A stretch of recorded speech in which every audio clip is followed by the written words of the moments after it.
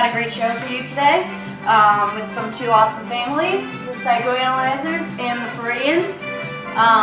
Today's episode is a special edition with an interesting twist about the case of Anna O. But before we get started, stay tuned for a quick preview of a fascinating and groundbreaking case.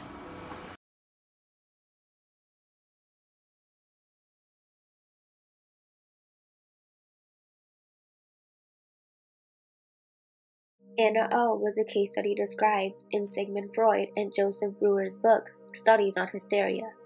Anna O, whose real name was Bertha Pappenheim, came to Breuer in 1880 for what was referred to as hysteria. Hysteria is a psychological disorder that produces physical symptoms, selective amnesia, shallow, impulsive emotions, and overdramatic or attention-seeking behavior. The term has a controversial history, as it was formerly regarded as a disease specific to women, common in the 19th century.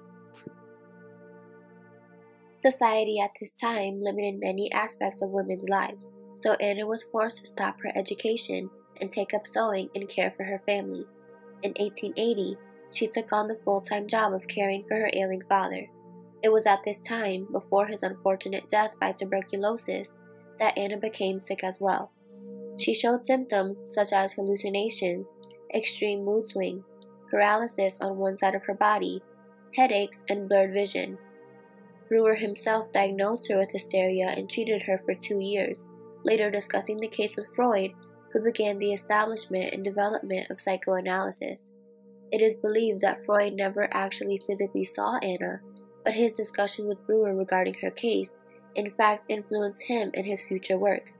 Her case sparked one of Freud's greatest contributions to psychology, known as talk therapy. Realizing that her simply talking about her problems and experiences was helping to relieve her symptoms, many even consider the case of Anna O to be what truly sparked the use of psychoanalysis. Okay, so the top 5 answers are up on the board. Name a type of therapy. Physical therapy. Good job. Couples therapy. Good job. Okay. Speech therapy. Hypnosis. The number 1 answer. Talk therapy. Good job. There's the board. On to question number 2. The top 5 answers are up on the board. Name a person in history whose main focus is ego. Trump. Good job. Beyonce. Oh, nice. Okay. Number 1 answer. Kim Kardashian. Gotta love Kim K. Ego. Justin Bieber.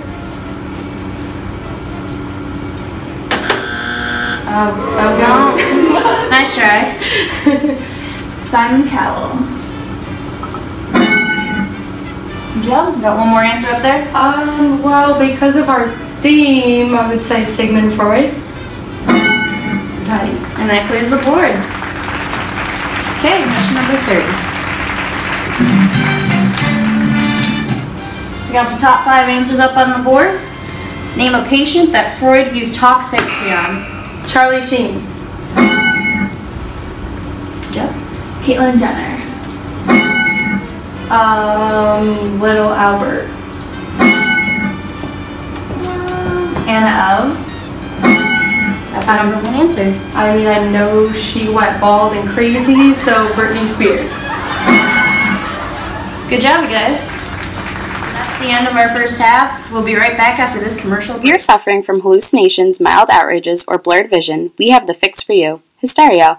You may experience confusion, sleepiness, blurred vision, difficulty urinating, dry mouth, and constipation in older adults. Welcome back to Family Freud. Round 2 is starting right now. We got the top 6 answers up on the board. So we asked 100 people, what was Freud's drug of choice? Acid.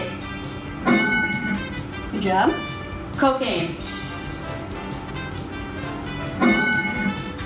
Alcohol. Zoloft. job. Time's running out.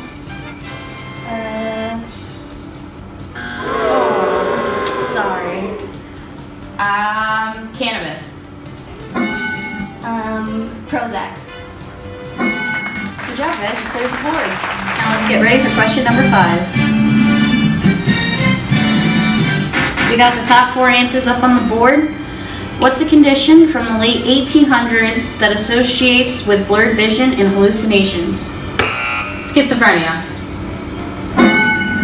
Good job. Tripping. Good job. Intoxication.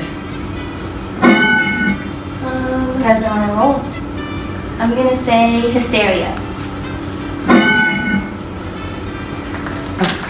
Good job, guys. Now we're going to go on to the next question.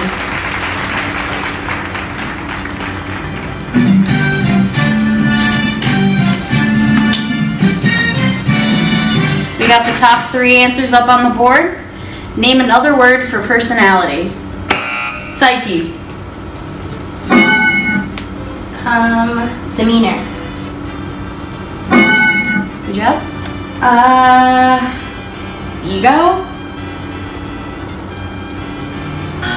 Oh, so close. What about attitude? Good job, guys. You cleared the board. Good job, guys. We're going to celebrate after this commercial break. 360 degrees of separation. Freud's id, ego, and superego. It's always good to have lots of personality, and father of psychoanalysis Sigmund Freud gave us just that with his triple-decker model of the psyche, the id, ego, and superego. The id is the animal part of the personality, an unconscious drive to have lots of sex, survive, and thrive. It urges you to push in and eat your weight in cake. The ego is where the conscious mind lives. It's lumbered with the tricky job of satisfying the id's wild desires in a realistic and socially acceptable way. But the ego also has to deal with the superego, an internalised parent figure that's always punishing it for being naughty with feelings of guilt and shame. The poor old ego is pulled in both directions. It's not master in its own house. In the end, Freud's theory lost ground to the more comforting idea that we're all rational machines whose behaviour can be predicted by cold, hard data and game theory. The most famous of these games was called The Prisoner's Dilemma.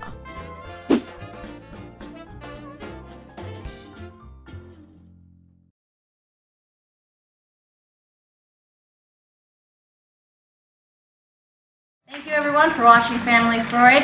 Tune in next week for our Little Hans themed episode.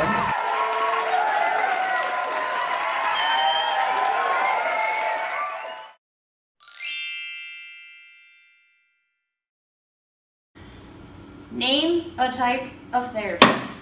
Physical therapy. Oh, shit. Name a person in history. Oh. Damn. Sorry.